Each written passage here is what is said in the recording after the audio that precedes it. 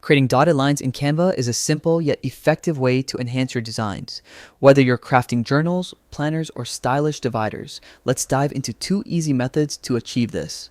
Method 1. Using the line tool, open Canva and start a new design. Press the letter L on your keyboard to insert a line.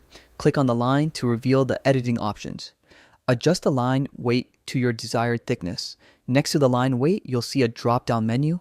Click on it and select the dotted line style. Drag the line to your preferred position on the canvas.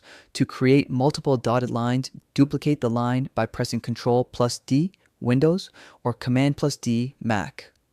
Align and distribute them evenly to maintain consistency. Method 2, using the text tool. Press the letter T to insert a text box. Type a period or any other small character you prefer. Highlight the character and adjust the font size to make it larger. Change the font color to match your design.